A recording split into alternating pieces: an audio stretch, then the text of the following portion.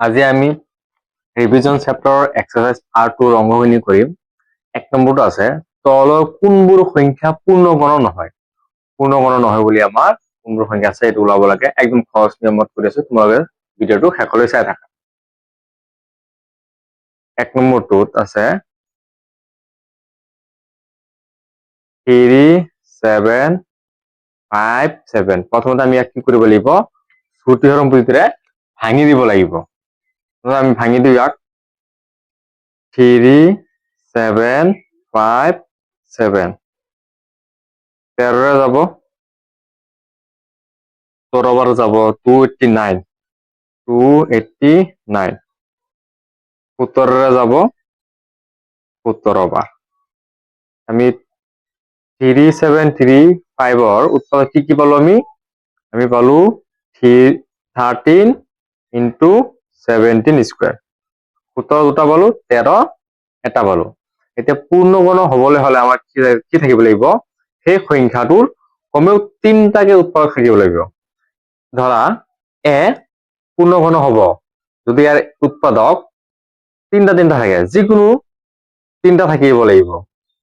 2টা থাকিলে নহব বা 4টা থাকিলে নহব, 3টা থাকিব লাগিব। এতিয়া ইয়াৰতো উৎপাদক 13 কেইটা আছে, এটা আছে। 17 কেইটা আছে, 2টা আছে। 3টা হোৱা নাই, তেনেহলে ই কি নহয়, পূৰ্ণগণ নহয়।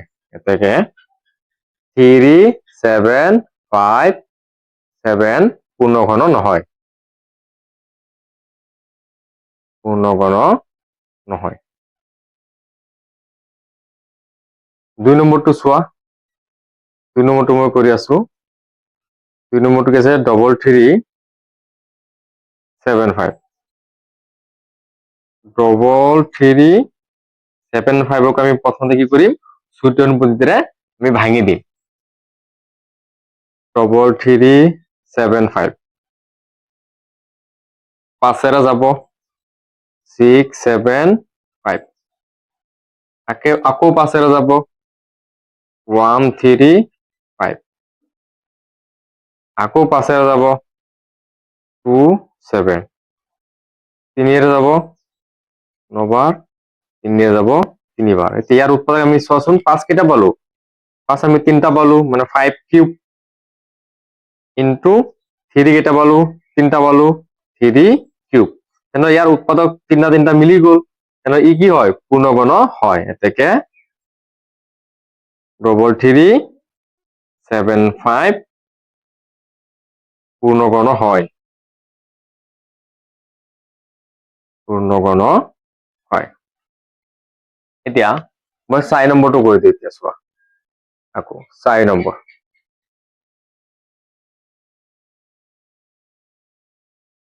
4 নম্বৰটোত কি আছে, 4096। ইয়াকো আমি প্ৰথমতে কি কৰিব লাগিব, শ্ৰুতি হৰণ পদ্ধতিৰে ভাঙিব লাগিব। 4096 2 যাব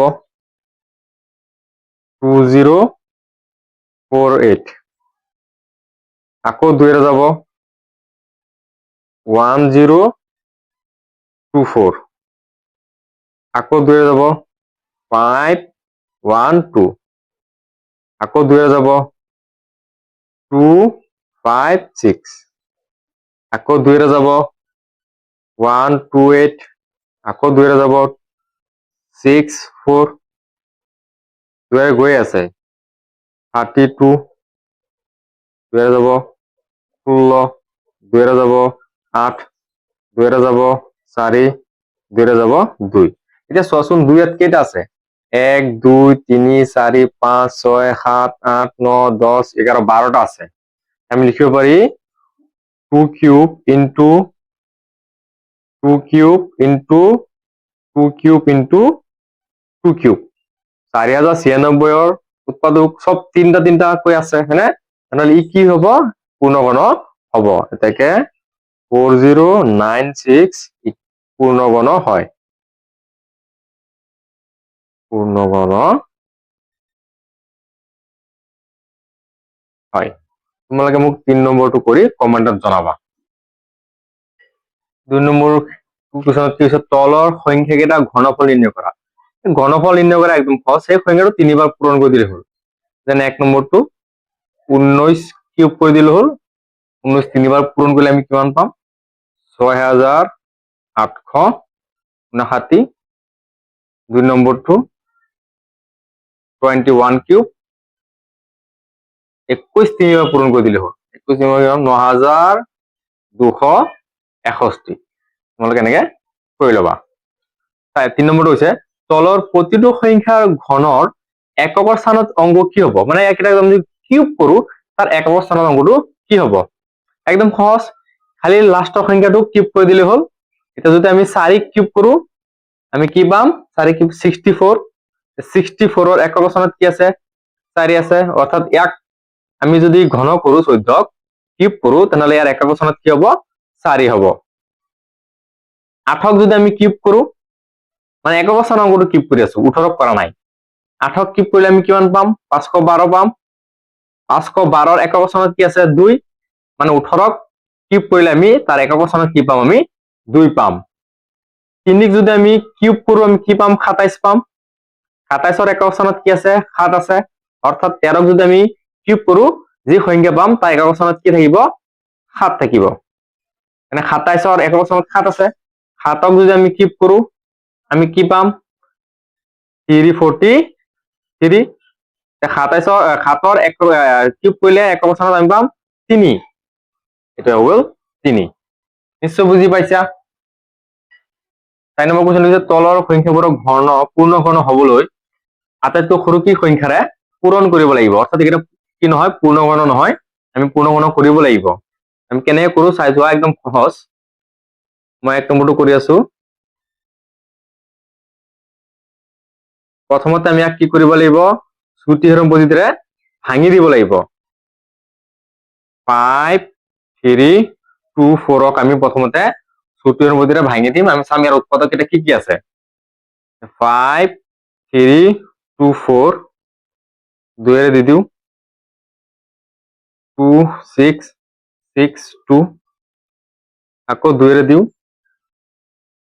1 3 3 1 11 যাব 1 2 1 আকৌ 11 যাব 11 বার আমি ইয়াৰ উৎপাদক পাই গলো 2 স্কয়াৰ ইনটু 11 কিউব কোনো এটা সংখ্যা পূৰ্ণগণ হবলৈ হলে তাৰ উৎপাদক কি কেইটা থাকিব লাগিব কমেও 3টা থাকিব লাগিব যেহেতু 2টা কম আমি 2টা বহাব লাগিব বহুৱাটো কি হ'ব আমাৰ পূৰণ কৰা হ'ব এতেকে যেহেতু 2টা আমি বহাম তেতিয়া 3টা কৰিম যেহেতু ইয়াৰ লগত আমি 2টা পূৰণ দিব লাগিব 5 5 3 2 4 ইনটু 2 এটো সৰ 2টা পূৰণ দিছো হেতু সৰটো কি হৈ যাব 2 এতিয়া 3টা হৈ যাব 11 কিউব এতেকে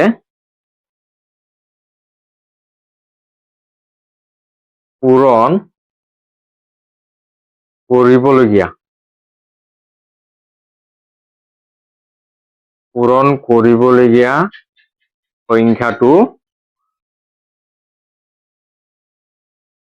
সংখ্যাটো আমাৰ 2 নিশ্চয় বুজি পাইছা এটা ধৰা মই 3 নম্বৰটো কৰি দিও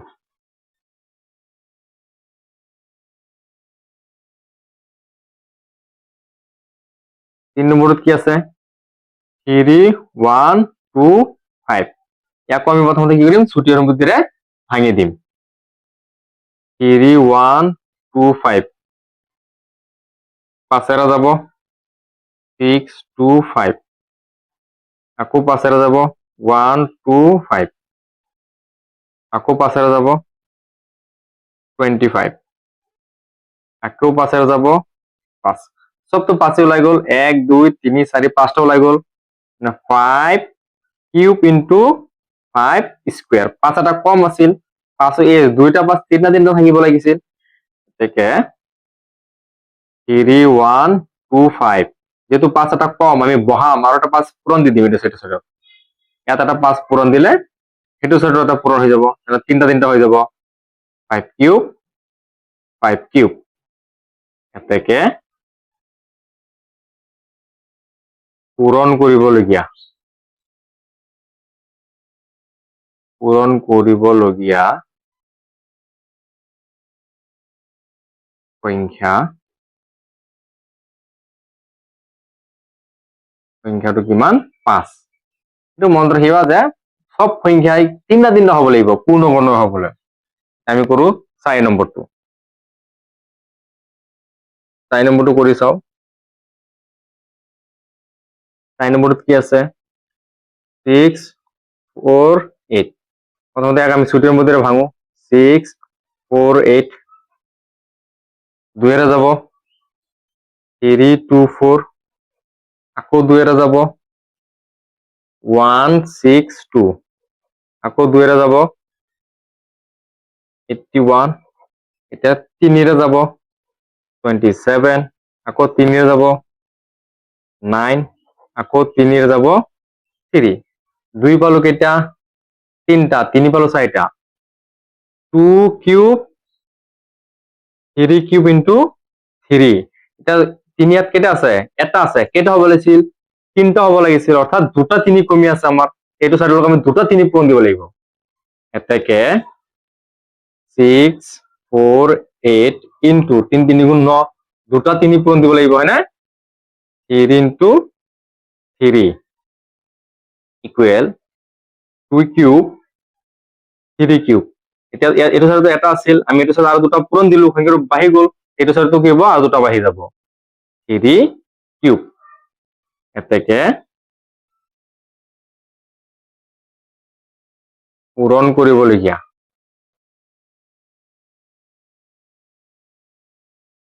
পূৰণ কৰিবলগীয়া সংখ্যাটো